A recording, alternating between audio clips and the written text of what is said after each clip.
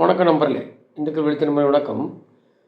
பார்த்தீங்கன்னா, ஒரே ஒரே டக்கப் வார் போயிட்டுருக்கு. அண்ணாமலை உதயநிதிக்கும். நேற்று பார்த்தீங்கன்னா, உதயநிதி வெளுத்து வாங்கினாப்படி.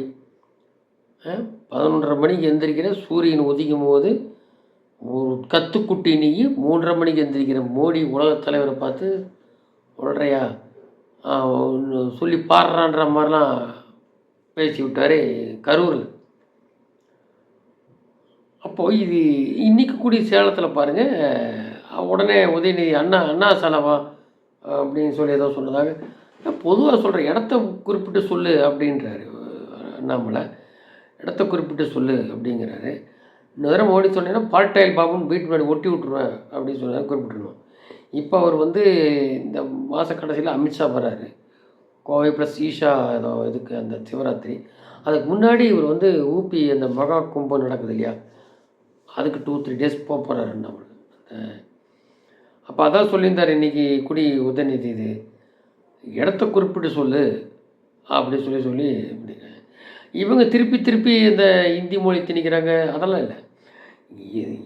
காங்கிரஸ் இருக்கும்போது தான் இந்தி மொழி சொல்லியிருந்தாரு. இவர் அந்த கமிட்டி போட்டப்பறம் 2019 கமிட்டி போட்டப்பறம் ஹிந்தியில் ஏதோ ஒரு மொழி படிங்கன்னு. இப்போ இவெல்லாம் இங்கேயே அரசியல் பண்ணியிருப்பா, மக்கள் அதே மாதிரி கும்பிடி குண்டி தாண்டக்கூடாதுன்னா இல்லையா?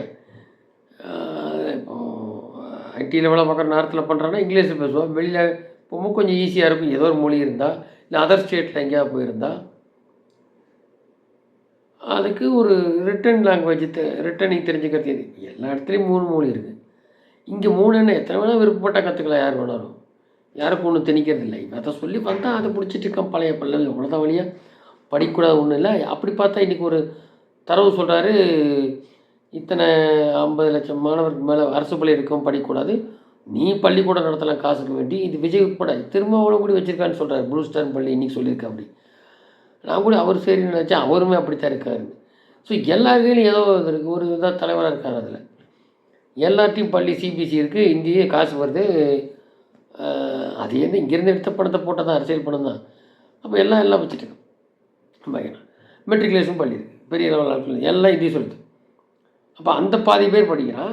இந்த 52 lakhs பீப்புள் படிக்கக்கூடாதா ஏழைகள்? 5ஆம் கிளாஸ் படி தமிழ் சொல்கிறான், அப்புறம் 6th 10th முடி படிச்சுட்டு போகிறான். இப்போது சிபிஎஸ்சியில் அந்த எழுத்து சொல்லித்தரது அவ்வளோதான் இருக்குது. பெரிய வெட்டரன் ஆயிட முடியாது. ஜஸ்ட்டு பேசிக்கு எங்கேயா போனால் அவ்வளோதான். ஃப்ரெஞ்சு வேறு ஏதாவது விருப்பப்பாடு எடுத்துக்கலாம். இதைத்தான் அங்கே கொடுங்கன்னா என்னென்னா, நீட்டு சொல்லி பார்த்தா ஒன்றும் வேலையாகலை. கடைசியில் மேலே காங்கிரஸ் இல்லாமல் செய்ய முடியாது. இதை தெரிஞ்சால் பழனிசாமி சொன்னார், செய்ய முடியாதுன்னு தெரியாது, சுப்ரீம் கோர்ட் கொண்டது. அதை விட்டுட்டு இப்போ இவங்க தோத்தாச்சு, ஃபெயிலியர் மாடலு எல்லா விஷயத்துலையும். 1000 ரூபா தராங்க, இப்போ தரேன் அப்படி இப்படின்லாம் கம்பி கட்டுறாங்க. ஸோ பார்த்தாங்க. இப்போ இந்த டெய்லி பாலியல் குற்றங்கள் நடக்குது. அந்த அண்ணா யூனிவர்சிட்டி மேட்ரு, அந்த சார் மேட்டர்லாம் இருக்குது ஒரு பக்கம். அப்போ என்னன்னா, எப்படியாவது இதில் ஓவர் கம் பண்ண முடியுமா? எலெக்ஷன் வேறு வருது.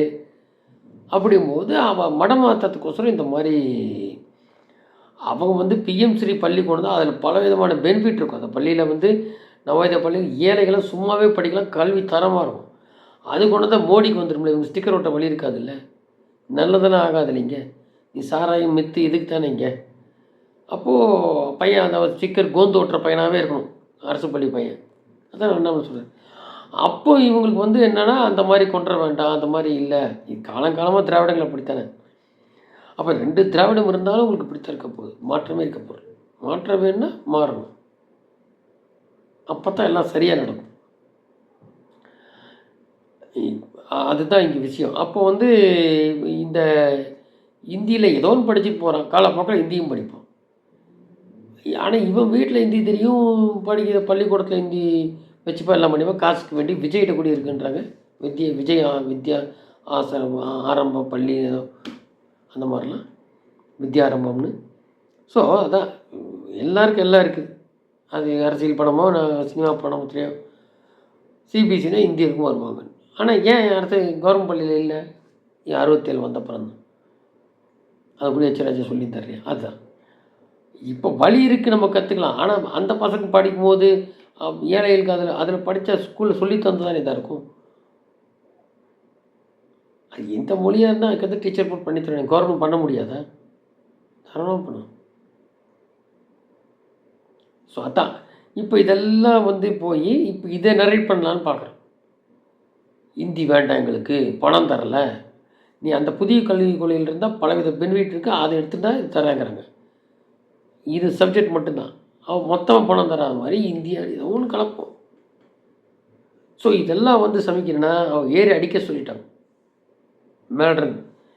அந்த அளவுக்கு கிழிச்சு தொங்க விடவும் விட சொல்லிட்டாங்க. ஒரு பக்கம் மந்திரி இந்திரி இதெல்லாம் வரப்போகுது ஆச்சுங்களா. அண்ணா அறிவாலயத்தில் வந்து கட்டினதுலேயே அது இடம் விடாமல் கட்டினது, அதே இவங்க ஒன்றும் பண்ண மாட்டேன் ஆட்சியில், அதே வந்து அந்த அந்த ரூல் மீறி தான் இதாக இருக்குன்றாங்க இடம் விடாமல். அறிவாலயம் செங்கல் மேற உருவ போகிறேன்னா இப்படித்தான். அதுக்கப்புறம் செங்கலை உருவிட்டு இருக்க போகிறதில்ல. இவர் என்ன சொன்னார் போன வருஷம் முந்தின வருஷம், வெங்காயத்தை உரிக்க ஒன்றும் இருக்காது, கடைசியில் உள்ள கோபாலபுரம் ஒடிஞ்சு அந்த மாதிரி தான். அந்த மீடியாவை உடைக்கிறது, இந்த அங்கம் குறுநமலர் இருப்பான், பொன்முடி நேரு இவங்கெல்லாம் சம்பாதிச்சலாம், எல்லாம் ஆட்டோமேட்டிக்காக பொன்முடி போயிட்டு வந்தாருன்னு கோர்ட்டுக்கு, செந்தில் பாலாஜி இல்லை திருப்பி நான் மார்ச் 4 முடி தான், அதுக்கப்புறம் என்ன கேட்டிருக்காங்க கோர்ட்டு, இப்படி ஒன்று ஒன்றா வரும்.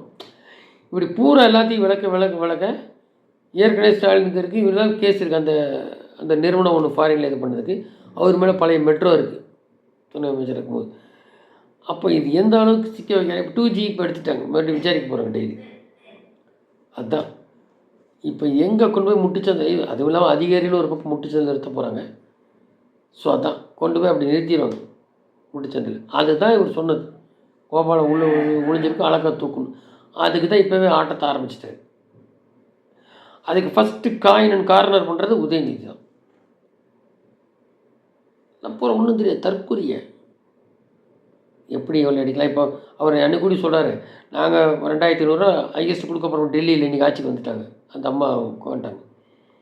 அவங்க ஆல்ரெடி லாயர், நிறைய சேவை பண்ணியிருக்காங்க, அந்த மாதிரி இருந்தால் அவங்க வந்து 2500. இப்போ இங்கே அதை தான் பண்ண போகிறோம். எங்களுக்குன்னா சிம்பிள் சொல்லிட்டாங்க, ஒரே வார்த்தை, 3 லட்சம் கோடி பட்ஜெட்டில் 90,000 நமக்கு கொள்ளையடிக்க தேவையில்லை, அதை கொடுத்துட்டு போகலாம் அழகா, இன்னும் பல வளர்ச்சி திட்டங்கள் தரலாம். அதுதான்.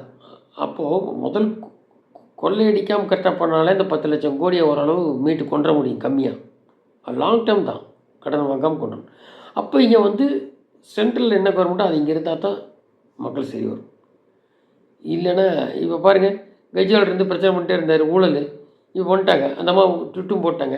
அவங்க என்னவோ அங்கே சென்ட்ரலில் வாங்கி நல்லா பண்ணி, அது தலைநகரத்து சிஎம் அவங்க, டெல்லி சூப்பராக பண்ணிடுவாங்க, ஏற்கனவே மெட்ரோலாம் இருக்குது, அந்த ஒரு ஊழல் பெருசாக ஆகிட்டார். அப்போ அதே தான் அடுத்தது மம்தா அடி வாங்கி, அடுத்து அடி வாங்க வேண்டியது இங்கே ஒன்று தான் பாக்கி இருக்குது.